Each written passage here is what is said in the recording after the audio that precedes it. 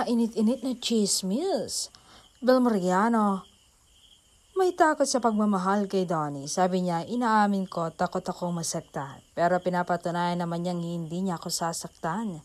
Sabi nga niya sa akin, hindi kita pwedeng iwanan or saktan or lokohin kasi hindi naman ako dumating sa buhay mo para saktan ka. Dumating ako para mahalin ka at alagaan ka. At yun naman ang ginagawa niya.